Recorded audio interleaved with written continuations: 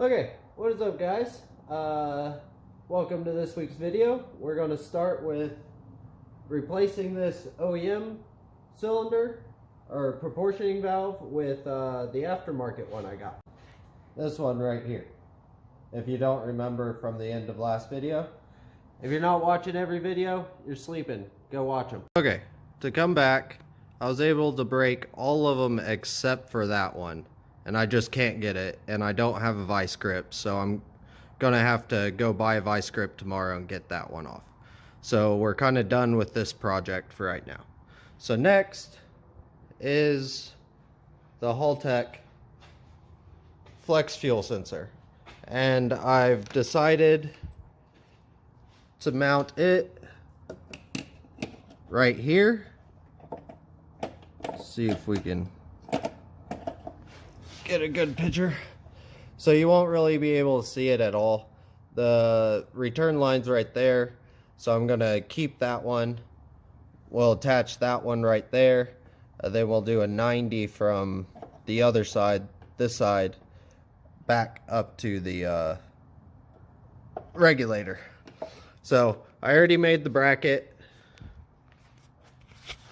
It was super simple. I went into my bin right here and found a little piece of metal that I was able to quickly drill one hole in and bend it, and we got a bracket.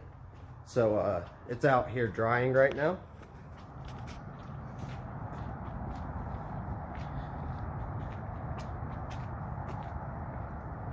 So I just painted it. You can see I got 2 holes for the haltech sensor, and then 1 hole to mount to the chassis. Just super simple. No big deal. It took me probably 20 minutes to make it up. Put primer on it, and then black engine paint so it will put up with heat, even though it's over on the passenger side, which is not where my exhaust is, so it should be fine. Okay, next day.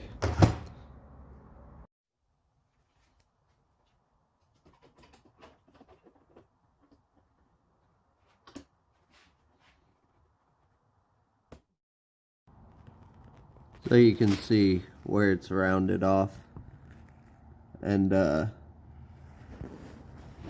did it pretty well. You can see it a little bit right there. Oh, sorry. Right there. You can see on the tip of my finger the little mark from the vise. But we should still be able to use a pin to put it on, so let's undo the rest of the fittings and take it off.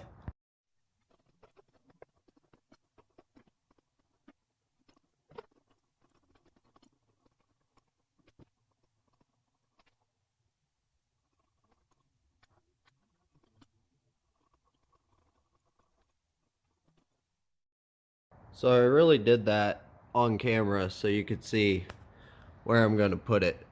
And then we're going to take these off next. I'm not going to time lapse that, but this is kind of where we're going to put it. I've got to take off the old bracket that was holding the old regulator and make a bracket coming off of here to here for the new proportioning valve. Okay, I'm ending the day with this.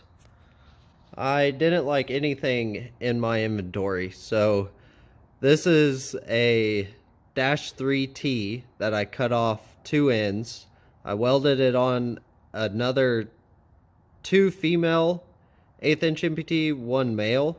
I cut off the female, and then I welded on a -3 down here, welded another T here, then welded a female M10 by 10 taper flare here, then a -3 flare fitting here. We're still gonna paint it, but I'm kind of done with the day. I just wanted to show you guys what it'd look like. I wanted that to be straight up and down, but it looks like that's where it wants to be when it's tight. As you can see, this is where the proportioning valve will be. Very easy to adjust. and I just now need to take that old bracket off and then make a new one from here. It's going to be straight, come across, and then go up for that one bolt hole there. Okay guys, got the flex fuel setup going. So we've got the air motive fuel pressure regulator. This is my inlet into the rail, and then this is the outlet of the rail into the fuel pressure regulator. And then we changed this to a straight fitting, just push lock instead of a 45 that was originally going down there. We have that going against the frame rail right down here into a 90, into the haltech flex fuel sensor, and then out with the original 45 that's tucked up behind this oil filter. We're going to put some of the plastic shielding around this line just so it doesn't rub against this. So yeah, got it all mounted. Looks pretty good. Just need to tighten everything and then run a power or ground and a SPI signal from the sensor into my computer, which will be real easy. We'll just follow this path. So we also got the flywheel off, as you can see, and the oil pan. Here's the pickup tube I made over the winter. Looks so good with that patina on there. So pretty. But anyway, got the oil pan right here, and the pickup tube sits about here. And so we're going to put a baffle aluminum plate right here. That way when it sloshes this way, because we have this for the extra capacity, it won't starve the pickup tube. So real easy. We're just going to make a piece that fits in here, drill a couple holes in the bottom of the piece so it can flow oil that way. And then I may try to make another piece to replicate the OEM plate that ran all the way across here. That way it will drop some oil into here instead of here and then run down. Okay, I do believe I have what I want. I put 5 holes, as you can see. I've also rounded this edge so there's not a flat spot for oil to rest. I mean, I'm overthinking this, but I'm happy with it. I'm about to tack weld it, and then we'll see if it fits. Okay, so I tack welded it. You can see the heat forced some oil out from there, even though it was cleaned. I test fitted it, and I want to get the same distance from here as I do from here to the pickup tube, so it's centered in this little pocket. So before it was right here, I pushed it there, so now we're centered, and now I'm going to go ahead and weld it all and we'll be done. Okay, we got it welded up. It was it really didn't want to weld to the pan, so my welds don't look the greatest, but it's on there. It's not going to break off or anything. I've got water in it for 2 reasons. One, to clean out all the aluminum dust and shit like that, and 2, just to make sure welding that didn't put a crack somewhere, because this pan is custom made, pieced together. I have another pan. I'm going to build a new one in the future. That was just a prototype, so wouldn't be surprised if it's not the best welds, because it wasn't put together very well, as far as like edges being here and here, so you fill in a whole gap with your weld versus laying them on top and just welding the little seam. So you guys get it. Update time. Got it all cleaned out on the inside, got all the outside sanded, cleaned, it's all prepped. We're ready for the Mega Gray. I also did the exact same thing to that. And see, it's all clean now. We're going to put it on because it's Friday today. I want to get this thing in the car running by this weekend, off the jack stands. So I've got a lot of work ahead of me.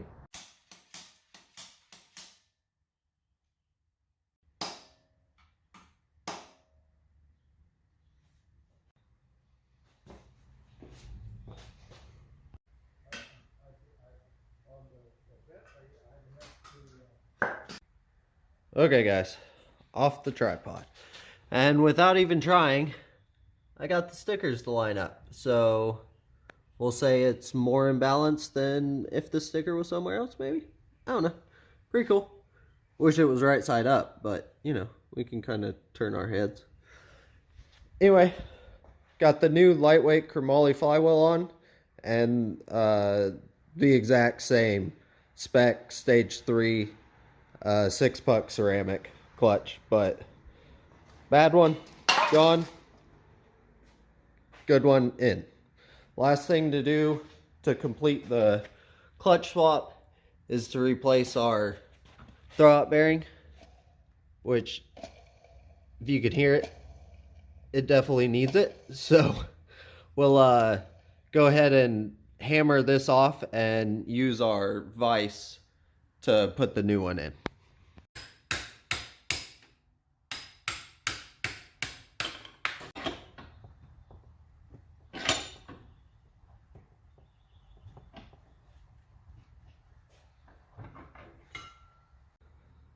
Quick little update, got the transmission all put back together with all the bolts in, so the engine is ready to go now. So all we got left is to install all of this stuff, make a bracket real fast, and then wire that in and tighten all the lines. And then we're ready to put the engine back in. Okay, another report. We made the bracket for the proportioning valve, as you see right in front of us, and I had to get more complicated. That's the piece I made the other day that I showed you, but when I spun it into there,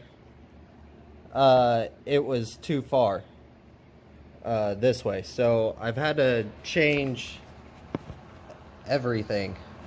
But I really like the way this turned out. This is the front brake line, this is the rear brake line. You can see how solid this is. This is pretty damn solid. It shouldn't need a bracket for that. But so it comes out, goes into my distribution block, which goes to the front driver's side, front passenger side back here, and then this is the rear that goes to the bottom of the proportioning valve, and then this goes out to the rear brakes. So I'm very happy with it. Here's another picture for you guys. So it's cleaned up a lot. I think that's about as neat as I can get it. If I was to go back and do this all over, I would just buy the Chase base kit, because every bit of this is custom. That aluminum plate, custom. Bought this separate, 3/4 inch Willwood Master. I then had to get all the lines made. Then bought the proportioning valve as well. And so had to make the bracket. I mean, the amount of time I have in it is well over the $500 it is for the Chase base kit. So I recommend anyone deleting the booster, just buy the Chase base kit. It's a lot easier. So I did a little zip tie in to get everything where I wanted it to. Pulled the harness back up onto that line. Got the front line secured so it doesn't hit the proportioning valve. I mean, it looks as good as I can get it. So now we're ready to put the engine back in. I still haven't wired the Haltech flex fuel sensor, but I can do that while the engine's in there. I still don't feel like wiring yet, so we're going to do more physical work and put this engine in here. Okay guys, As you can tell by the haircut, it's a different day. It's a different day. I was trying to hurry up and get you guys an ender of the car actually driving out of here, but couldn't because I was changing the rear brakes real fast to finish up the little last winter updates, and popped a piston on this one. So you can't see because it's been a couple of days and it's all drained out, but I've already ordered a new seal kit. But we're going to take this off. We're going to take these front ones off because the paint is fucking horrible, and we're going to send all 4 of them out to powder coating. So that's where we are.